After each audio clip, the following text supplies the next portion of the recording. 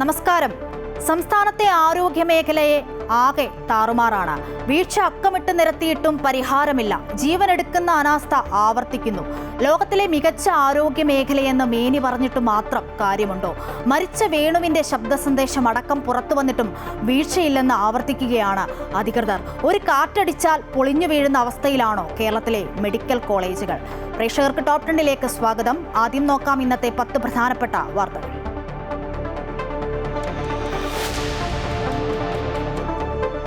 എന്ത് വിശ്വസിച്ചു പോകും?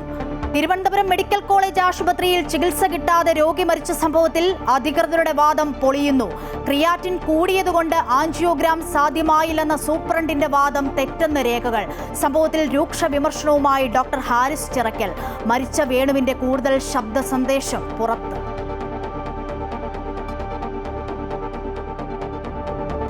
എനിക്ക് അഥവാ എന്തെങ്കിലും സംഭവിച്ചാലും ഈ വോയിസ് നാളെ ലോകം പൊതുസമൂഹത്തിന്റെ ശ്രദ്ധയിൽപ്പെടുകയും ചെയ്യും. എനിക്ക് എന്തെങ്കിലും സംഭവിച്ചാൽ അതിന് പൂർണ്ണ ഉത്തരവാദി ഹോസ്പിറ്റലോ അതിന്റെ അധികൃതരാണെന്ന് ഞാൻ വ്യക്തമാക്കിക്കൊള്ളുന്നു.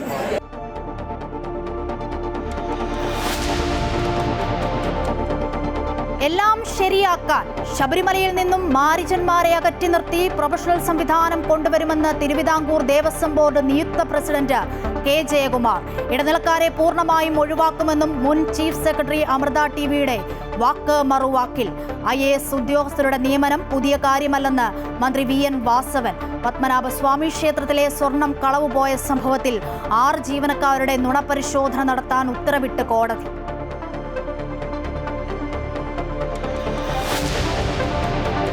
बेंगलुरु, फिरोजपुर से दिल्ली और लखनऊ से सहारन वंदे भारत एक्सप्रेस ट्रेन सेवाओं का एक साथ शुभारंभ किया गया है. കേരളത്തിന് 3ാം വന്ദേ ഭാരത് പ്രധാനമന്ത്രി ഓൺലൈനായി ഫ്ളാഗ് ഓഫ് ചെയ്തു. വന്ദേ ഭാരത് സർവീസ് നടത്തുക. എറണാകുളം ബംഗളൂരു റൂട്ടിൽ സർവീസ് ആരംഭിക്കുക 2 ആഴ്ചയ്ക്ക് ശേഷം. ആദ്യ യാത്രയിൽ ട്രെയിനിൽ വിദ്യാർത്ഥികൾ RSS ഗണഗീതം ആലപിച്ചത് വിവാദത്തിൽ. ഗാനം സമൂഹ മാധ്യമത്തിൽ നിന്നും നീക്കം ചെയ്തെങ്കിലും പിന്നീട് ഇംഗ്ലീഷ് വിവർത്തനത്തോടെ റീപോസ്റ്റ് ചെയ്ത് റെയിൽവേ. ഗാനം ആലപിച്ചത് പ്രതിഷേധാർഹവും ജനാധിപത്യ വിരുദ്ധവുമെന്ന് മുഖ്യമന്ത്രിയും പ്രതിപക്ഷ നേതാവും.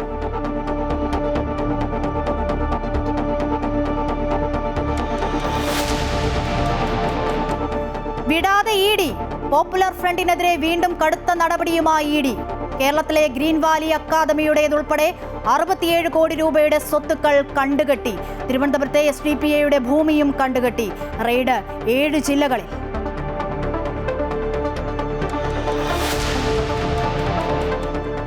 അംഗീകാരത്തിന്റെ നിറവ്. കെഗേലി സമാധാന പുരസ്കാരം സദ്ഗുരു ശ്രീ മാതാ അമൃതാനന്ദമയി ദേവിക്ക്. ഫ്രാൻസിലെ ഷാട്രയിൽ വെച്ച് അമ്മയ്ക്ക് പുരസ്കാരം സമ്മാനിച്ചു. ഷാട്രയിൽ അമ്മയ്ക്ക് ഊഷ്മള സ്വീകരണം.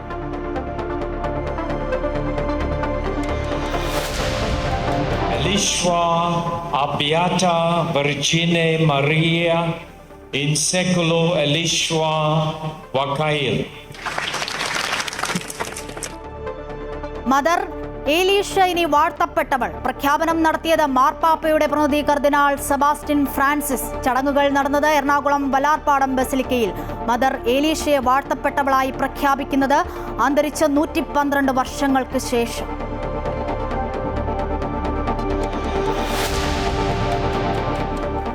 രേഖകൾ പൊതുവഴിയിൽ. ബീഹാറിലെ സമസ്തിപൂരിൽ VVPAT സ്ലിപ്പുകൾ റോഡിൽ കണ്ടെത്തിയത് വിവാദത്തിൽ. ഇലക്ട്രോണിക് വോട്ടിംഗ് മെഷീനുകളിൽ നിന്നും പുറത്തു വന്ന സ്ലിപ്പുകളെന്ന് RJD. മോക്ക് പോളിന്റേതെന്ന് ജില്ലാ ഭരണകൂടം. അസിസ്റ്റന്റ് റിട്ടേണിംഗ് ഓഫീസർക്കെതിരെ നടപടിയെടുക്കുമെന്ന് തെരഞ്ഞെടുപ്പ് കമ്മീഷൻ. 2ാം ഘട്ട പരസ്യപ്രചാരണം നാളെ അവസാനിക്കും.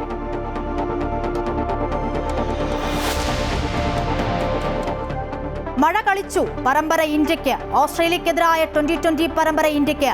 5ാം മത്സരം മഴ കാരണം ഉപേക്ഷിച്ചു. കളിക്കാനായത് 4.5 ഓവർ മാത്രം. അഭിഷേക് ശർമ്മ പരമ്പരയിലെ താരം.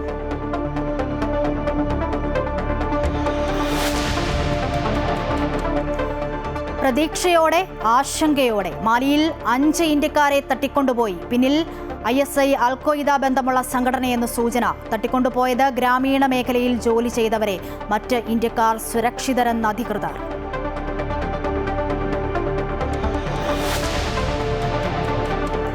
Story of the day. ലക്ഷ്മിക്ക് വേണം കരുതലിന്റെ കൈത്താങ്.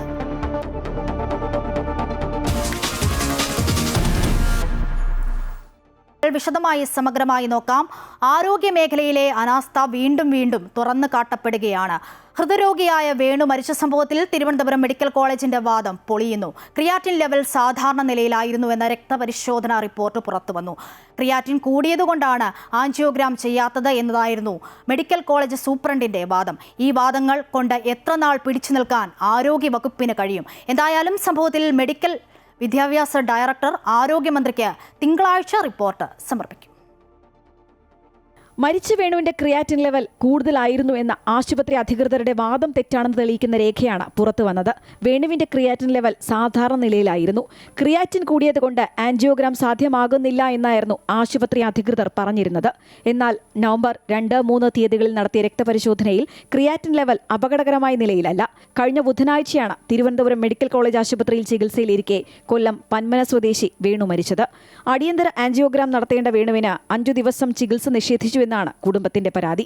മുഖ്യമന്ത്രിക്കും ആരോഗ്യമന്ത്രിക്കും പരാതി ലഭിച്ചതിന്റെ അടിസ്ഥാനത്തിൽ അന്വേഷിച്ച് റിപ്പോർട്ട് സമർപ്പിക്കാൻ ആരോഗ്യമന്ത്രി നിർദ്ദേശിച്ചിരുന്നു. മെഡിക്കൽ വിദ്യാഭ്യാസ ഡയറക്ടർ തിങ്കളാഴ്ച ആരോഗ്യമന്ത്രിക്ക് അന്വേഷണ റിപ്പോർട്ട് സമർപ്പിക്കും. റിപ്പോർട്ടിന്റെ അടിസ്ഥാനത്തിലായിരിക്കും തുടർ നടപടികൾ സ്വീകരിക്കുക. അമൃത ന്യൂസ്, തിരുവനന്തപുരം. ചികിത്സാ പിഴവിൽ കൊല്ലം പന്മന സ്വദേശി വേണു മരിച്ച സംഭവത്തിൽ വിമർശനവുമായി ഡോക്ടർ ഹാരിസ് ചിറക്കൽ ഇന്ന് രംഗത്തെത്തി. നാടെങ്ങും മെഡിക്കൽ കോളേജുകൾ ഉണ്ടായിട്ട് കാര്യമില്ല. ജില്ലാ ആശുപത്രിയിൽ സൂപ്പർ സ്പെഷ്യാലിറ്റി ചികിത്സകൾ ഒരുക്കണമെന്ന് ഡോക്ടർ ഹാരിസ് പറഞ്ഞു. ആധുനിക സംസ്കാരത്തിൽ എങ്ങനെ ഒരാളെ തറയിൽ കിടത്തി ചികിത്സിക്കാൻ കഴിയുമെന്നും ഡോക്ടർ ചോദിക്കുന്നു. ആദ്യം ഡോക്ടറുടെ പ്രതികരണത്തിലേക്ക്. വെറും 9 ഡോക്ടർമാരാണ് 4 യൂണിറ്റ് റൺ ചെയ്തത്. ഒരു ദിവസം 1000 പേഷ്യൻസിനെ നോക്കണമെന്നൊക്കെ, കൂടാതെ എമർജൻസി, കൂടാതെ മറ്റു ഡിപ്പാർട്ട്മെന്റിൽ വരുന്ന ഹാർട്ടിന്റെ ഒരു പ്രതിരോധം, ഇത്രയും വിപുലമായൊരു രോഗി ഒരു വിശാലമായിട്ടൊരു രോഗികളുടെ എണ്ണമാണ് ആ മെഡിക്കൽ കോളേജിൽ ഉള്ളത്. അപ്പൊ അത്രയും പേരെ നമ്മൾ കാറ്റർ ചെയ്യാനുള്ള സംവിധാനം അതില്ല. അപ്പൊ ഞാൻ ഒറ്റ കാര്യം സൂചിപ്പിക്കണം.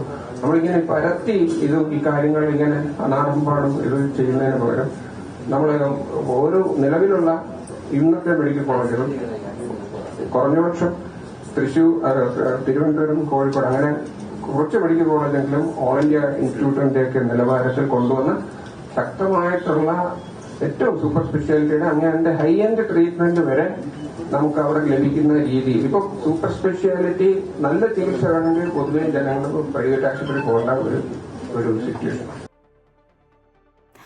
മറ്റു വിവരങ്ങൾ ദേവിക ചന്ദ്രൻ തിരുവനന്തപുരത്തു നിന്നും നൽകും. ദേവിക, ഇക്കഴിഞ്ഞ ജൂണിൽ ആരോഗ്യവകുപ്പിന്റെ അനാസ്ഥ ഡോക്ടർ ഹാരിസ് ചിറക്കൽ മാധ്യമങ്ങളോടക്കം തുറന്നു പറഞ്ഞതാണ്. അത് നമ്മൾ കണ്ടതുമാണ്. ഈ ശസ്ത്രക്രിയയ്ക്ക് ആവശ്യമായ ഉപകരണം ഇല്ല എന്നത്. അത് ശരിയെന്ന് തെളിയിക്കുന്ന സംഭവങ്ങൾ മറ്റൊരു തരത്തിൽ വീണ്ടും വീണ്ടും ആവർത്തിക്കുകയാണല്ലോ ദേവിക. തീർച്ചയായിട്ടും അശ്വതി, ഈ ഡോക്ടർ ഹാരിസ് ചിറക്കൽ അശ്വതി സൂചിപ്പിച്ചതുപോലെ തന്നെ നമുക്ക് സുപരിചിതനാണ്. കാരണം യൂറോളജി വിഭാഗത്തിൽ ആവശ്യമായിട്ടുള്ള ഉപകരണങ്ങളില്ല എന്ന വസ്തുത നമ്മളിലേക്ക് എത്തിച്ചത് ഈ ഡോക്ടറാണ്. അതിനുശേഷം കടുത്ത നടപടി ഈ ഡോക്ടർക്ക് ഉണ്ടാകാതെ ഇരുന്നത് നമ്മൾ മാധ്യമങ്ങളുടെയും പൊതുജനങ്ങളുടെയും ഭാഗത്തു നിന്ന് വലിയൊരു പിന്തുണ ഈ ഡോക്ടർ ഹാരിസ് ചിറക്കലിന് ഉണ്ടായത് കൊണ്ട് മാത്രമാണ്. അതിനുശേഷമാണ് മാസങ്ങൾക്കിപ്പുറം വീണ്ടും ഈ ഒരു അനാസ്ഥയിൽ ഒരു ജീവൻ പൊലിയുന്നൊരു സാഹചര്യം ഉണ്ടാകുന്നത്. ആ ഒരു അവസരത്തിൽ വീണ്ടും ഡോക്ടർ ഹാരിസ് ചിറക്കൽ മുന്നോട്ട് വരുമ്പോൾ അദ്ദേഹം പറയുന്നത് വളരെ കൃത്യമായിട്ടുള്ള വസ്തുതകളാണ്. അതായത് 1986 താൻ പഠനാവശ്യത്തിന് വേണ്ടി മെഡിക്കൽ കോളേജിൽ വരുമ്പോഴും രോഗികളെ ഈ തറയിൽ കിടത്തി ചികിത്സിക്കുന്ന ഒരു അവസ്ഥയുണ്ടായിരുന്നു. 2025 ആ സ്ഥിതിവിശേഷം തന്നെയാണ് തുടരുന്നതെങ്കിൽ എങ്ങനെയാണ് ആരോഗ്യ കേരളം 1ാം സ്ഥാനത്താണെന്ന് നമുക്ക് പറയാൻ സാധിക്കുക എന്ന പ്രസക്തമായിട്ടുള്ളൊരു ചോദ്യം തന്നെയാണ് ഡോക്ടർ ഹാരിസ് ചിറക്കൽ നമ്മുടെ മുന്നിലേക്ക് വയ്ക്കുന്നത്. ഈ തറയിൽ കിടത്തി തന്നെ ചികിത്സിച്ചു എന്ന കാര്യങ്ങൾ ഉൾപ്പെടെയുള്ള ശബ്ദ സന്ദേശം ഈ വേണുവിന്റെ പുറത്തു വന്നിരുന്നു. അതിനുശേഷം ഇന്ന് പുറത്തു വന്ന ശബ്ദ സന്ദേശം അതിലേറെ നമ്മളെ വിഷമിപ്പിക്കുന്നതാണ്. കാരണം അദ്ദേഹം അനുഭവിച്ച വളരെ മോശമായിട്ടുള്ള അവസ്ഥയാണ് ആ ശബ്ദ സന്ദേശത്തിലൂടെ നമുക്ക് എല്ലാവർക്കും മനസ്സിലാകുന്നത്. എങ്കിലും ഇത്രയേറെ പ്രശ്നങ്ങൾ ഉണ്ടായിട്ട് കൂടി ആരോഗ്യവകുപ്പ് മന്ത്രിയുടെ ഭാഗത്തു നിന്നും ഒരു ഔദ്യോഗിക സ്ഥിരീകരണമോ ഒരു പ്രസ്താവനയോ അല്ലെങ്കിൽ മാധ്യമങ്ങളെ കാണുന്ന രീതിയിലുള്ള ഒരു പ്രതികരണമോ ഒന്നും ഉണ്ടാകുന്നില്ല എന്നത് വളരെ ശോചനീയമായിട്ടുള്ള കാര്യമാണ്. എന്തായാലും ഇതിൽ ഈ വിദ്യാഭ്യാസ വകുപ്പ് ഡയറക്ടർ, ഈ ആരോഗ്യ വിദ്യാഭ്യാസ വകുപ്പ് ഡയറക്ടർ ഇത്തരത്തിൽ ആരോഗ്യമന്ത്രിക്ക് ഇതിൽ റിപ്പോർട്ട് സമർപ്പിച്ചതിന് ശേഷമായിരിക്കും തുടർ നടപടി എന്നാണ് മനസ്സിലാക്കാൻ സാധിക്കുന്നത്. പക്ഷേ ഇത്തരത്തിലൊരു അവസ്ഥ ഈ വേണു മാത്രമല്ല, നമുക്ക് മുൻപിൽ ഒരുപാട് ഉദാഹരണങ്ങളുണ്ട്. ഈ ശസ്ത്രക്രിയയ്ക്കിടെ ശരീരത്തിൽ ഗൈഡ് വയർ കുടുങ്ങിയ യുവതി ഉൾപ്പെടെയുള്ളവർ നമ്മുടെ മുന്നിലുണ്ട്. ഇത്തരത്തിൽ തുടർച്ചയായി ഈ കേരള സർക്കാരിന്റെ കീഴിലുള്ള ആരോഗ്യ സ്ഥാപനങ്ങളിൽ ഈ അനാസ്ഥകൾ ഇങ്ങനെ തുടർക്കഥയാകുമ്പോൾ എന്ത് വിശ്വസിച്ചായിരിക്കും സാധാരണക്കാരായിട്ടുള്ള ജനങ്ങൾ ഇത്തരത്തിലുള്ള ആശുപത്രിയിലേക്ക് കടന്നു ചെല്ലുക എന്നത് വളരെ പ്രസക്തമായിട്ടുള്ള ചോദ്യമാണ് അശ്വതി. ശരി ദേവിക, എന്തായാലും 1986 ഈ തറയിൽ കിടത്തി ചികിത്സയൊക്കെ മെഡിക്കൽ കോളേജിൽ ഉണ്ടായിരുന്നത് എന്ന് കേട്ടിട്ടുണ്ട്. ഈ 2025 ആയിട്ടും പ്രാകൃത നടപടി ഇപ്പോഴും തുടരുന്നു എന്നത് ഖേദകരമാണ്. ആരോഗ്യ കേരളത്തിന് ലജ്ജ ഉണ്ടാക്കുന്ന, തലകുനിക്കേണ്ടി വരുന്ന സംഭവം. അതേസമയം തിരുവനന്തപുരം മെഡിക്കൽ കോളേജിൽ മതിയായ ചികിത്സ ലഭിക്കാതെ മരിച്ച വേണുവിന്റെ കൂടുതൽ ഓഡിയോ സന്ദേശവും ഇന്ന് പുറത്തു വന്നു. വേണു മെഡിക്കൽ കോളേജ് ആശുപത്രിയിൽ കിടക്കുമ്പോൾ ബന്ധുവിന് അയച്ച ഓഡിയോ ആണ് പുറത്തു വന്നത്. ഒപ്പം വിദഗ്ധ ചികിത്സകൾ വൈകുന്നതിനെക്കുറിച്ച് ആശുപത്രി ജീവനക്കാർ നൽകുന്ന മറുപടികളും പുറത്തു വന്നിട്ടുണ്ട്. ആശുപത്രി വരുത്തിയ വീഴ്ചകളുടെ കൂടുതൽ തെളിവുകളാണ് പുറത്തു വന്നത്. കൊല്ലം ഡിസ്ട്രിക്ട് ഹോസ്പിറ്റലിലെ ഡോക്ടർ സ്പെഷ്യൽ റിക്വസ്റ്റ് പ്രകാരം പറഞ്ഞ് എത്രയും പെട്ടെന്ന് തിരുവനന്തപുരത്ത് കൊണ്ടുപോയി ഉടനടി തന്നെ ആൻജിയോഗ്രാം ചെയ്ത് കറക്റ്റ് ബ്ലോക്ക് മാറ്റാൻ. ഇത് 5ാമത്തെ ദിവസമായെന്ന് പറഞ്ഞ ചേട്ടാ. എവരൊക്കെ എന്ത് ഈ കുഞ്ഞു കളിക്കുന്നത്? എനിക്ക് അഥവാ എന്തെങ്കിലും സംഭവിച്ചാലും ഈ വോയിസ് നാളെ ലോകം പൊതുസമൂഹത്തിന്റെ ശ്രദ്ധയിൽപ്പെടുകയും ചെയ്യും. തന്റെ ആരോഗ്യനിലയെക്കുറിച്ച് ആശങ്ക അറിയിച്ചുകൊണ്ടാണ് മരിക്കുന്നതിന് മണിക്കൂറുകൾക്ക് മുൻപ് വേണു ബന്ധുവിന് ഈ ഓഡിയോ സന്ദേശം അയച്ചത്. തനിക്ക് എന്തെങ്കിലും സംഭവിച്ചാൽ ഉത്തരവാദിത്തം ആശുപത്രി ഏൽക്കുമോ എന്നും കുടുംബത്തിനുണ്ടാകുന്ന നഷ്ടം അവർക്ക് നികത്താനാകുമോ എന്നും വേദന സഹിക്കവയ്യാത്ത അവസ്ഥയിലും വേണു ചോദിക്കുന്നു. എനിക്ക് എന്തെങ്കിലും സംഭവിച്ചാൽ യാതൊരു കാരണവശാലും ഇതിനകത്ത് ഉത്തരവാദിത്തപ്പെട്ട ഒരുത്തനെയും വെറുതെ വിടുക. അവനൊക്കെ കോടതിക്ക് മുന്നിൽ കൊണ്ടുവന്ന് അവനൊക്കെ തക്ക ശിക്ഷാവിധി തന്നെ വാങ്ങിച്ചു കൊടുക്കണമെന്ന് വളരെ വിഷമത്തോട് ഞാൻ സംസാരിക്കുന്നത്. ഇപ്പോഴും ഞാൻ സംസാരിച്ചുകൊണ്ടിരിക്കുമ്പോഴും എനിക്ക് ശാരീരികമായിട്ട് ഒരുപാട് ബുദ്ധിമുട്ടുകളുണ്ട്. ഈ ബുദ്ധിമുട്ടുകൾ നിലനിൽക്കുകയാണ് എൻ്റെ ഈ ആൻജിയോഗ്രാം മാറ്റി വെക്കുന്നതായിട്ടുള്ള രീതി മനസ്സിലായത്. ആശ്രയം തേടി വരുന്ന സാധാരണക്കാരോട് ഇങ്ങനെ മര്യാദകേട് കാണിക്കാമോ എന്നും അത്രയും സങ്കടം വന്നിട്ടാണ് സന്ദേശം അയക്കുന്നതെന്നും വേണു പറയുന്നുണ്ട്. കൊല്ലം ജില്ലാ ആശുപത്രിയിൽ നിന്നും റഫർ ചെയ്ത് തിരുവനന്തപുരം മെഡിക്കൽ കോളേജിലെത്തി 5 ദിവസമായിട്ടും ആൻജിയോഗ്രാം അടിയന്തരമായി ചെയ്യാത്തതിന്റെ കാരണം ചോദിച്ചപ്പോൾ ആശുപത്രിയിൽ നിന്നുള്ള മറുപടിയും ഇപ്പോൾ പുറത്തു വന്നിട്ടുണ്ട്. ഡോക്ടർമാർ തിരക്കിലാണെന്നും പുതിയ ലിസ്റ്റ് വന്നാൽ മാത്രമേ കൂടുതൽ ചികിത്സ നടത്താൻ കഴിയൂ എന്നുമാണ് അതിൽ ആശുപത്രിയിൽ നിന്നും പറയുന്നത്. ഇതുവരെയ്ക്ക് ലിസ്റ്റ് കിട്ടിയിട്ടില്ല. ലിസ്റ്റ് കിട്ടിയാലേ പേരുണ്ടോ ഇല്ലേന്ന് അറിയാൻ പറ്റത്തുള്ളൂ. പിന്നെ ആണെങ്കിൽ ഡോക്ടേഴ്സെല്ലാം ഇപ്പോൾ വേറെ പ്രൊസീജിയേഴ്സിലാണ്. അപ്പോൾ ഇനി 1.5 മണിക്കൂർ കഴിഞ്ഞിട്ടേ ലിസ്റ്റ് കിട്ടത്തുള്ളൂ. എന്നാലേ ബാക്കി ഇനി അതിന്റെ കാരണം അറിയാൻ പറ്റത്തുള്ളൂ എന്ന് പറഞ്ഞാൽ. മതിയായ ചികിത്സ ലഭ്യമാക്കി എന്ന തിരുവനന്തപുരം മെഡിക്കൽ കോളേജിന്റെ വാദങ്ങളാണ് ഇതോടെ പൊളിയുന്നത്. ഈ ഓഡിയോ സന്ദേശങ്ങളെല്ലാം തിരുവനന്തപുരം മെഡിക്കൽ കോളേജ് വരുത്തിയ വീഴ്ചകളാണ് വ്യക്തമാക്കുന്നത്. അമൃത ന്യൂസ്, കൊല്ലം.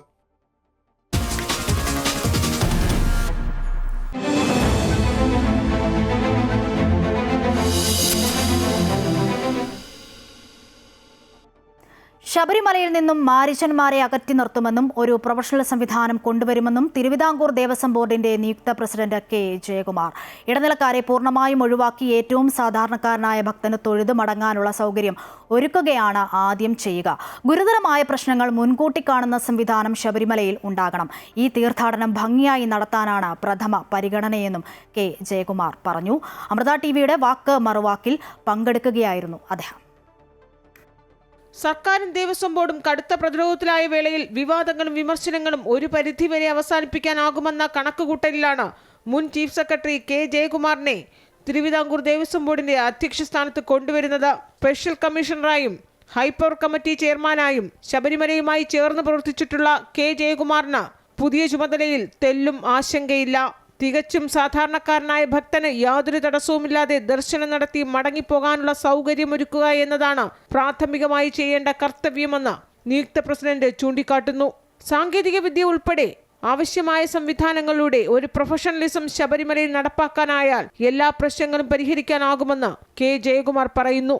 നമ്മളെല്ലാം ഇതിനകത്ത് വരാൻ പോകുന്ന എല്ലാ അബറേഷനെ പറ്റിയും മിസ്യൂസിനെ പറ്റിയും നമ്മൾ ബോധവാനാവണം. അങ്ങനെയല്ല, you always plan for the misuse.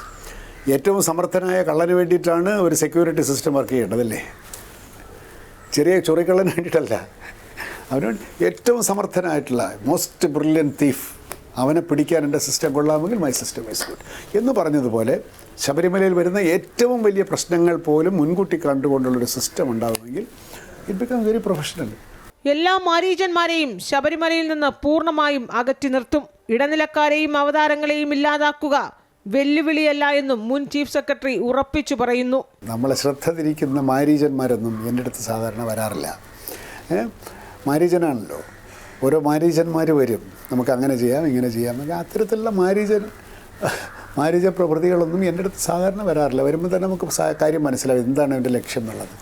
ഈ മണ്ഡലകാല തീർത്ഥാടനം കുറ്റമറ്റതാക്കി നടത്താനാണ് ആദ്യ പരിഗണനയെന്നും ദേവസ്വം ബോർഡിന്റെ നിയുക്ത പ്രസിഡന്റ് വ്യക്തമാക്കി. അമൃത ന്യൂസ്, തിരുവനന്തപുരം. വാക്ക് മറുവാക്കിന്റെ പൂർണ്ണ രൂപം അമൃത ടിവിയിൽ നാളെ ഉച്ചയ്ക്ക് 12 മണിക്കും ഒപ്പം അമൃത ന്യൂസിന്റെ യൂട്യൂബ് ചാനലിലും പ്രേക്ഷകർക്ക് കാണാം. സ്വർണ്ണക്കൊള്ളയിൽ സർക്കാരും ദേവസ്വം ബോർഡും സമ്മർദ്ദത്തിൽ നിൽക്കുന്ന പശ്ചാത്തലത്തിൽ ബോർഡിന് പുതിയ പ്രസിഡന്റ് വരികയാണ്. മുഖ്യമന്ത്രി പിണറായി വിജയനുമായി ദേവസ്വം മന്ത്രി VN വാസവൻ കൂടിയാലോചന നടത്തിയ ശേഷമാണ് മുൻ ചീഫ് സെക്രട്ടറി K ജയകുമാറിനെ തിരുവിതാംകൂർ ദേവസ്വം ബോർഡ് പ്രസിഡന്റാകുന്നതിൽ അന്തിമ തീരുമാനമായത്. വിശ്വാസികളുടെ വിശ്വാസത്തെ കാത്തു രക്ഷിക്കണമെന്നും തിങ്കളാഴ്ച ഉത്തരവ് പ്രതീക്ഷിക്കുന്നുവെന്നും നിയുക്ത പ്രസിഡന്റ് K ജയകുമാർ പറഞ്ഞു. ജയകുമാർ ഉൾപ്പെടെ 5 പേരുടെ പട്ടികയാണ് പരിഗണിക്കാൻ CPM സംസ്ഥാന സെക്രട്ടേറിയറ്റ് നൽകിയത്. പട്ടികയിൽ നിന്ന് ആരെ നിശ്ചയിക്കണമെന്ന് മുഖ്യമന്ത്രിയുമായി കൂടിയാലോചിച്ച ശേഷം മന്ത്രി വാസവന് തീരുമാനിക്കാമെന്നായിരുന്നു പാർട്ടി നിർദ്ദേശം. മുഖ്യമന്ത്രിയുമായി നടത്തിയ കൂടിയാലോചനകൾക്ക് ശേഷമാണ് ദേവസ്വം ബോർഡ് പ്രസിഡന്റ് സ്ഥാനത്തേക്ക് K ജയകുമാറിനെ തീരുമാനിച്ചത്. കഴിഞ്ഞ ദിവസം ദേവസ്വം മന്ത്രി VN വാസവനുമായി കൂടിക്കാഴ്ച നടത്തിയിരുന്നുവെന്നും ഇക്കാര്യം അദ്ദേഹം പറഞ്ഞുവെന്നും തിങ്കളാഴ്ചയോടെ ഇത് സംബന്ധിച്ച ഉത്തരവിറങ്ങുമെന്നുമാണ് പ്രതീക്ഷയെന്നും ജയകുമാർ പറഞ്ഞു. ദേവസ്വം ബോർഡ് പ്രസിഡന്റായി എത്തുമ്പോൾ പ്രഥമ പരിഗണന ശബരിമല തീർത്ഥാടനത്തിനായിരിക്കുമെന്നും അദ്ദേഹം കൂട്ടിച്ചേർത്തു. വല്ലാത്തൊരു സമയത്താണ് ഇപ്പോൾ ഈ നിയോഗം വന്നിരിക്കുന്നത്. വല്ലാത്തതെന്ന് പറഞ്ഞാൽ ഇപ്പോൾ സീസണിങ് അടുത്തല്ലോ, 17-ാം തീയതി തുടങ്ങുകയാണ്. ഈ സീസൺ നന്നായിട്ട് നടത്താൻ, അതല്ലെങ്കിൽ പിൽഗ്രിമേജ് നന്നായിട്ട് നടത്താൻ എന്തെല്ലാം ചെയ്യണമോ ഒരു കുറ്റമറ്റ രീതിയിൽ നടത്തണം. അതാണ് എൻ്റെ ആഗ്രഹം. ഇവിടെ വന്ന് തൊഴുതു പോകുന്ന ഭക്തന്മാർക്ക് വളരെ സന്തോഷമായിട്ടുള്ളൊരു ദർശനം കിട്ടി, അല്ലെങ്കിൽ നല്ലൊരു എക്സ്പീരിയൻസ് ആയിരുന്നു എന്ന് തോന്നത്തക്ക രീതിയിലുള്ള അങ്ങനെ ഒരു ദർശനം കൊടുക്കാനുള്ള സാഹചര്യങ്ങൾ ഉണ്ടാക്കണം. K ജയകുമാർ നേരത്തെയും ശബരിമലയുടെ ചുമതലകൾ വഹിച്ചിട്ടുണ്ട്. ദീർഘകാലം ശബരിമല ഹൈപ്പവർ കമ്മിറ്റിയുടെ ചെയർമാനായിരുന്നു. 2 തവണ സ്പെഷ്യൽ കമ്മീഷണർ പദവി വഹിച്ചിട്ടുണ്ട്. ശബരിമല മാസ്റ്റർ പ്ലാൻ കമ്മിറ്റിയുടെ ചെയർമാനായും പ്രവർത്തിച്ചിട്ടുണ്ട്. നിലവിലെ ബോർഡ് പ്രസിഡന്റ് PS പ്രശാന്തിന്റെയും അംഗം A അജികുമാറിന്റെയും കാലാവധി ഈ മാസം 12 വരെയാണ്. 16-ന് ശബരിമല മണ്ഡലകാലം ആരംഭിക്കാനിരിക്കെ കാലാവധി 2026 ജൂൺ വരെ നീട്ടാനായിരുന്നു നീക്കം. എന്നാൽ ശബരിമല സ്വർണ്ണക്കവർച്ചയുമായി ബന്ധപ്പെട്ട കേസിൽ നിലവിലെ ദേവസ്വം ബോർഡിനെതിരെ പരാമർശങ്ങളുണ്ടായതോടെയാണ് കാലാവധി നീട്ടാനുള്ള തീരുമാനത്തിൽ നിന്ന് സർക്കാർ പിന്മാറിയത്.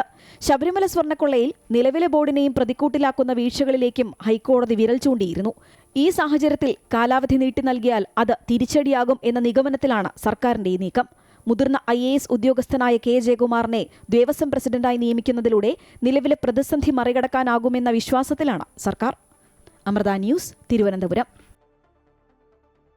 റിപ്പോർട്ടിൽ സൂചിപ്പിച്ച പോലെ തന്നെ സ്വർണ്ണക്കൊള്ളയിൽ സർക്കാർ പ്രതിരോധത്തിലായിരിക്കുന്ന സമയത്താണ് സർക്കാരിന്റെ പുതിയ തീരുമാനം വരുന്നത് എന്നത് ശ്രദ്ധേയമാണ്. നിലവിലെ പ്രസിഡന്റ് PS പ്രശാന്തിന്റെ കാലാവധി നീട്ടുമെന്ന വാർത്തകൾ ഉണ്ടായിരുന്നു. അതിനെതിരെ ശക്തമായ പ്രതിപക്ഷം നിലപാട് എടുത്തിരുന്നു. സ്വർണ്ണക്കൊള്ള മറച്ചുവെക്കാനും കുടപിടിക്കാനും ഒക്കെയാണ് നീക്കമെന്നായിരുന്നു പ്രതിപക്ഷം ആരോപിച്ചിരുന്നത്. എന്തായാലും പുതിയ തീരുമാനത്തിലൂടെ ജനങ്ങളുടെ ആശങ്കകൾക്ക് ഒരു പരിധിവരെ ശമനമാകുമെന്നാണ് സർക്കാരിന്റെ കണക്കുകൂട്ടൽ. എന്നാൽ ഈ വിഷയത്തിലൊക്കെ കേന്ദ്രമന്ത്രി ജോർജ് കുര്യൻ ഇന്ന് പ്രതികരണവുമായി രംഗത്തെത്തിയിരുന്നു. കമ്മ്യൂണിസ്റ്റുകാർ ദൈവ നിഷേധികളാണെന്ന് കേന്ദ്രമന്ത്രി ജോർജ് കുര്യൻ. ക്ഷേത്രവും ദൈവവിശ്വാസവും ഇല്ലാതാകണം എന്ന് ആഗ്രഹിക്കുന്ന ആളാണ് പിണറായി വിജയൻ.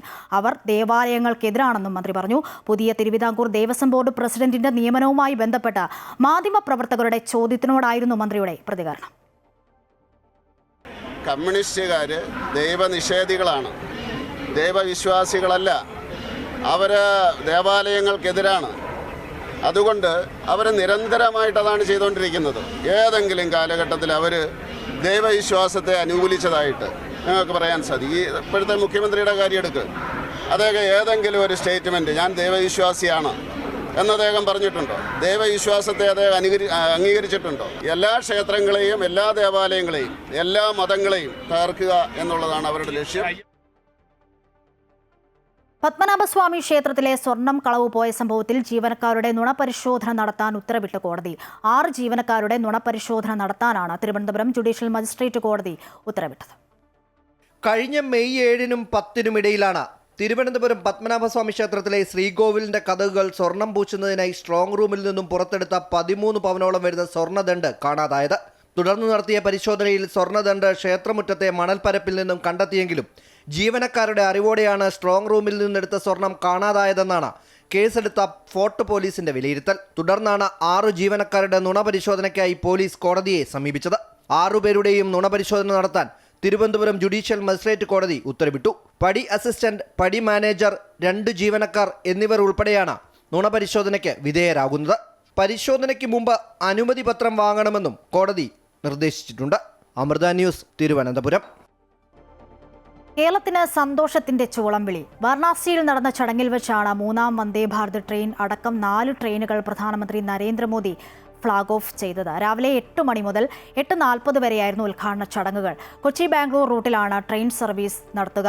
എറണാകുളം സൗത്ത് റെയിൽവേ സ്റ്റേഷനിൽ നടന്ന ചടങ്ങിൽ ഗവർണർ രാജേന്ദ്ര വിശ്വനാഥ് അർലേക്കർ, കേന്ദ്രമന്ത്രിമാരായ ജോർജ് കുര്യൻ, സുരേഷ് ഗോപി, മന്ത്രിമാരായ പി രാജീവ്, വി അബ്ദുറഹ്മാൻ എന്നിവർ പങ്കെടുത്തു. एर्नाकुलम बेंगलुरु, फिरोजपुर से दिल्ली और लखनऊ से सहारन वंदे भारत एक्सप्रेस ट्रेन सेवाओं का एक साथ शुभारंभ किया गया है. കേരളത്തിൽ നിന്നുള്ള യാത്രക്കാരുടെ ഏറെ നാളത്തെ ആവശ്യമാണ് സഫലമായത്. ഇനി കൊച്ചിയിൽ നിന്നും 9 മണിക്കൂർ കൊണ്ട് 608 കിലോമീറ്റർ പിന്നിട്ട് ബാംഗ്ലൂരിലെത്താം. അന്തർ സംസ്ഥാന സർവീസ് നടത്തുന്ന ആദ്യ വന്ദേ ഭാരത് ട്രെയിനാണ് ഇന്ന് പ്രധാനമന്ത്രി ഫ്ളാഗ് ഓഫ് ചെയ്തത്. ഓൺലൈനായിരുന്നു flag off. Vande Bharat train വികസിത ഭാരതത്തിലേക്കുള്ള ചുവടുവെപ്പാണെന്ന് ചടങ്ങിൽ സംസാരിച്ച ഗവർണർ പറഞ്ഞു. കുറച്ചു വർഷങ്ങൾക്കകം ഭാരതം വികസിത രാജ്യമാകുമെന്നും ഗവർണർ കൂട്ടിച്ചേർത്തു. How Vikasit Bharat can be attained? All the train facilities, all the road facilities, all other traffic facilities, all the social facilities, all are to be improved. Then only we can have Vikasit Bharat. Vikasit Bharat is an all-round progress of the country. Railway വികസനത്തിന് record ബഡ്ജറ്റാണ് കഴിഞ്ഞ വർഷം കേരളത്തിന് ലഭിച്ചതെന്ന് കേന്ദ്രമന്ത്രി സുരേഷ് ഗോപി പറഞ്ഞു. റെയിൽപാത വളവ് നികത്തൽ, 4 വരിപ്പാതകൾ നിർമ്മിക്കൽ എന്നിവയ്ക്ക് സംസ്ഥാന സർക്കാർ ആവശ്യമായ നടപടികളെടുക്കണമെന്നും അദ്ദേഹം ആവശ്യപ്പെട്ടു. ഉച്ചയ്ക്ക് 2:20 എറണാകുളത്ത് നിന്ന് പുറപ്പെട്ട് രാത്രി 11 മണിക്ക് ബാംഗ്ലൂർ സിറ്റിയിലെത്തുന്നതാണ് പുതിയ വന്ദേ ഭാരത്. ബാംഗ്ലൂരിൽ നിന്ന് പുലർച്ചെ 5:10 പുറപ്പെട്ട് ഉച്ചയ്ക്ക് 1:50 എറണാകുളത്തുമെത്തും. ആദ്യ യാത്രക്കിടെ സ്കൂൾ വിദ്യാർത്ഥികൾ ട്രെയിനിൽ RSS ഗണഗീതം ആലപിച്ചു. എളമക്കര സരസ്വതി വിദ്യാനികേതൻ പബ്ലിക് സ്കൂളിലെ വിദ്യാർത്ഥികളാണ് ഗണഗീതം പാടിയത്. ഇതിന്റെ ദൃശ്യങ്ങൾ ദക്ഷിണ റെയിൽവേ സമൂഹ മാധ്യമങ്ങളിൽ പങ്കുവെക്കുകയായിരുന്നു.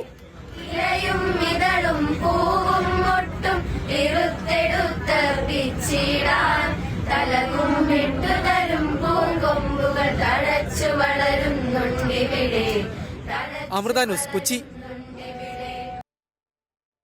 അതേസമയം വന്ദേ ഭാരത് ട്രെയിനിൽ കുട്ടികൾ ഗണഗീതം പാടിയത് സംസ്ഥാനത്ത് വലിയ വിവാദത്തിനിടയാക്കി. പ്രതിഷേധാർഹമെന്നാണ് മുഖ്യമന്ത്രി പറഞ്ഞത്. RSSന്റെ ഗാനം സർക്കാരിന്റെ ഔദ്യോഗിക പരിപാടിയിൽ ഉൾപ്പെടുത്തിയത് ഭരണഘടനാ തത്വങ്ങളുടെ ലംഘനമെന്നും മുഖ്യമന്ത്രി പറഞ്ഞു. രാജ്യത്തെ ഏറ്റവും വലിയ പൊതുമേഖലാ സ്ഥാപനമായ റെയിൽവേ പോലും തങ്ങളുടെ വർഗീയ രാഷ്ട്രീയ പ്രചാരണത്തിനായി സംഘപരിവാർ ഉപയോഗിക്കുന്നത് അംഗീകരിക്കാൻ കഴിയില്ലെന്നും മുഖ്യമന്ത്രി വ്യക്തമാക്കി. പ്രതിപക്ഷ നിലപാടും മറ്റൊന്നല്ല. ഗണഗീതം ആലപിച്ച റെയിൽവേയുടെ നടപടി നിയമവിരുദ്ധവും ജനാധിപത്യ വിരുദ്ധവുമെന്നാണ് പ്രതിപക്ഷ നേതാവ് VD സതീശനും പറഞ്ഞത്. തെരഞ്ഞെടുപ്പ് കമ്മീഷൻ ഉൾപ്പെടെയുള്ള ഭരണഘടനാ സ്ഥാപനങ്ങളെ രാഷ്ട്രീയമായി ഉപയോഗിക്കുന്നത് പോലെ ഇന്ത്യൻ റെയിൽവേയും കേന്ദ്ര സർക്കാർ വർഗീയ പ്രചാരണത്തിന് ഉപയോഗിക്കുകയാണെന്ന് പ്രതിപക്ഷ നേതാവും ആരോപിച്ചു. അതേസമയം എക്സിൽ നിന്നും പിൻവലിച്ച ഗണഗീത വീഡിയോ വീണ്ടും പോസ്റ്റ് ചെയ്ത് ദക്ഷിണ റെയിൽവേ. ഗണഗീതത്തിന്റെ ഇംഗ്ലീഷ് വിവർത്തനം കൂടി ചേർത്താണ് പുതിയ പോസ്റ്റ്.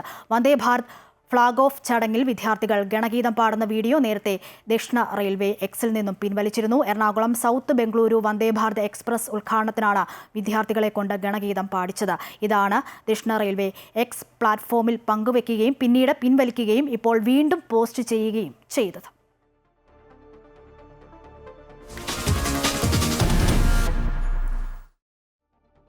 പോപ്പുലർ ഫ്രണ്ടിനും SDPIക്കുമെതിരെ നടപടി കടുപ്പിക്കുകയാണ് ED. പോപ്പുലർ ഫ്രണ്ട് ഓഫ് ഇന്ത്യയുടെ ഉടമസ്ഥതയിലുള്ള 67.3 കോടി രൂപയുടെ സ്വത്തുക്കൾ കണ്ടുകെട്ടി വിവിധ ട്രസ്റ്റുകളുടെയും SDPIയുടെ പേരിലുള്ള സ്വത്തുക്കളുമാണ് പിടിച്ചെടുത്തത്. PFIയുമായി ബന്ധപ്പെട്ട് ED നേരത്തെ രജിസ്റ്റർ ചെയ്ത കേസുകളിലാണ് നടപടി. സംസ്ഥാനത്തെ ഗ്രീൻ വാലി അക്കാദമി ഉൾപ്പെടെയുള്ള 8ഓളം സ്വത്തുക്കളും കണ്ടുകെട്ടി.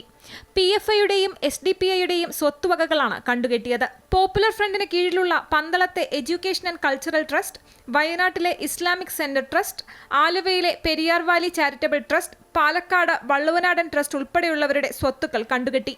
തിരുവനന്തപുരത്തെ SDPIയുടെ ഭൂമിയും കണ്ടുകെട്ടിയിട്ടുണ്ട്.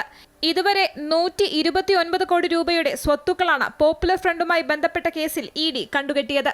രാജ്യവിരുദ്ധ പ്രവർത്തനങ്ങളിൽ ഏർപ്പെട്ടുവെന്നും ഹവാല പണമിടപാട് നടത്തിയെന്നും വിദേശ ഫണ്ട് ഭീകരപ്രവർത്തനങ്ങൾക്കായി ഉപയോഗിച്ചുവെന്നുമായിരുന്നു പോപ്പുലർ ഫ്രണ്ടിനെതിരായി ഉണ്ടായിരുന്ന കേസ്. ഇതേ തുടർന്ന് 2022 പോപ്പുലർ ഫ്രണ്ടിനെ കേന്ദ്ര സർക്കാർ നിരോധിക്കുകയായിരുന്നു. അമൃത ന്യൂസ്, തിരുവനന്തപുരം.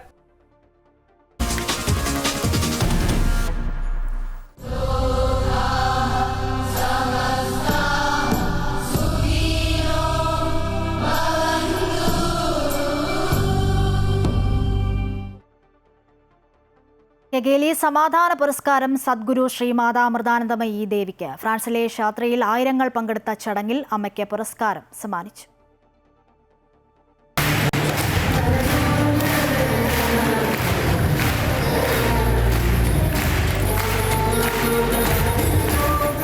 ഫ്രാൻസിലെ ഷാട്രയിലെത്തിയ അമ്മയ്ക്ക് സ്നേഹനിർഭരമായ വരവേൽപ്പാണ് ഭക്തർ ഒരുക്കിയത്. സാമൂഹ്യ സേവന രംഗത്ത് പ്രവർത്തിക്കുന്നവർക്കുള്ള പുരസ്കാരമായ കെഗേലി സമാധാന പുരസ്കാരം അമ്മയ്ക്ക് സമ്മാനിച്ചു. ആഫ്രിക്കൻ സാംസ്കാരിക പ്രൊമോട്ടർമാരുടെയും സംരംഭകരുടെയും ശൃംഖലയുടെ സ്ഥാപകനും യുനെസ്കോ അംഗീകാരം ലഭിച്ച വേൾഡ് ഡേ ഫോർ ആഫ്രിക്കൻ കൾച്ചറിന്റെ ഉപജ്ഞാതാവുമായ ജോൺ ഐറ്റ് ഡോസഫിയാണ് ഷാട്രയിൽ നടന്ന ചടങ്ങിൽ അമ്മയ്ക്ക് പുരസ്കാരം സമ്മാനിച്ചത്.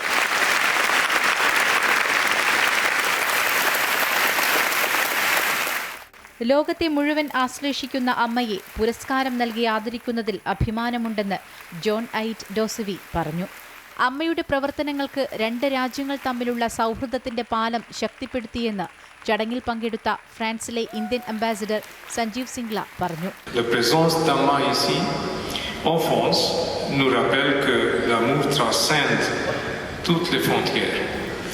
Celle de la langue, de la religion ou de la nationalité. Son message résonne profondément avec les valeurs qui unissent l'Inde et la France. Le respect de l'humanité, l'harmonie avec la nature et le service envers autrui. L'œuvre d'Amma élève non seulement les individus, mais elle renforce également le pont d'amitié et de compréhension entre nos deux nations.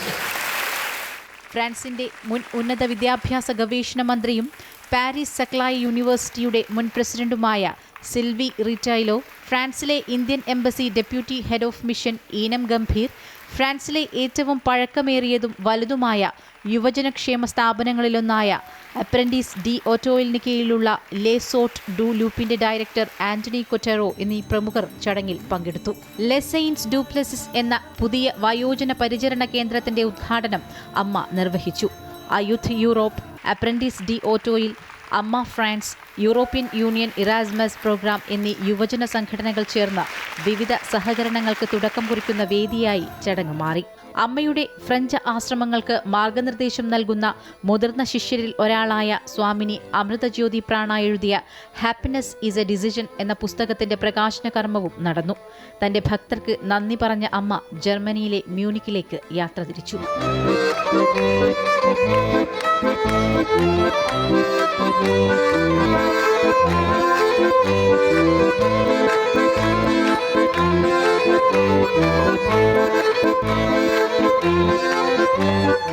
News desk Amrita TV.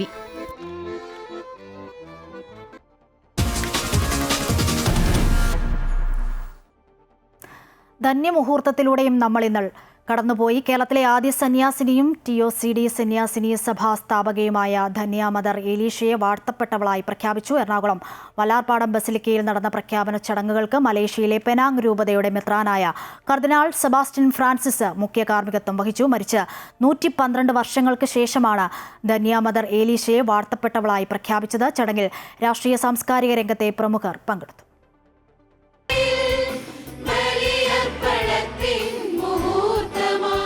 Varapuzha അതിരൂപത മെത്രാപ്പോലിത്ത doctor Joseph Kalathiparambil ധന്യ mother ഏലീഷയെ വാഴ്ത്തപ്പെട്ടവളായി പ്രഖ്യാപിക്കുന്നതിനുള്ള അഭ്യർത്ഥന നടത്തിയതോടെയാണ് ചടങ്ങുകൾ ആരംഭിച്ചത്.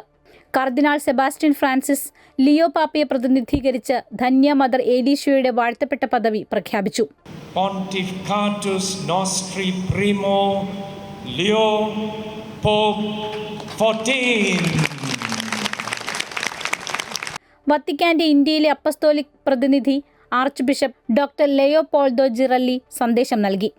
With different places, different ministries, different positions, but your place, dear sisters, is the one of the heart. അത്യുന്നത കർദിനാൾ ഡോക്ടർ ഓസ്വാൾഡ് ഗ്രേഷ്യസ് വാഴ്ത്തപ്പെട്ട മദർ ഏലീഷയുടെ തിരുസ്വരൂപം അനാവരണം ചെയ്തു. തുടർന്ന് മദറിന്റെ തിരുശേഷിപ്പ് ഔദ്യോഗികമായി ഏറ്റുവാങ്ങി അൾത്താരിൽ പ്രതിഷ്ഠിച്ചു. ബസിലിക്കയിലേക്കുള്ള വാഴ്ത്തപ്പെട്ട മദർ ഏലീഷയുടെ തിരുസ്വരൂപ പ്രയാണത്തോടെയാണ് ചടങ്ങുകൾ സമാപിച്ചത്. 1866 ഫെബ്രുവരി 13 കൂനമാവിൽ കർമ്മലീത്ത നിഷ്പാദുക 3-ാം സഭ സ്ഥാപിക്കുകയും കേരള സഭയിൽ ആദ്യമായി പെൺകുട്ടികൾക്ക് സ്കൂളും ബോർഡിങ്ങും അനാഥമന്ദിരവും ആരംഭിച്ച് സ്ത്രീ ശാക്തീകരണത്തിന് തുടക്കം കുറിച്ച ആളാണ് വാഴ്ത്തപ്പെട്ട മദർ ഏലീശ്വ. പിന്നീട് 1890-ൽ 2 സന്യാസിനി സഭകൾക്കും രൂപം നൽകി.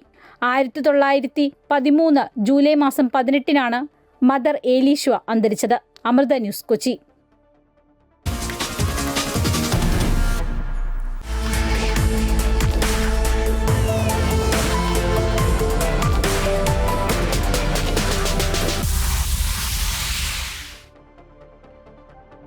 ബീഹാറിൽ നടു റോഡിൽ വിവിപാറ്റ് സ്ലിപ്പുകൾ. സമസ്തിപൂരിലാണ് റോഡിൽ ചിതറിക്കിടക്കുന്ന നിലയിൽ വിവിപാറ്റ് സ്ലിപ്പുകൾ കണ്ടെത്തിയത്.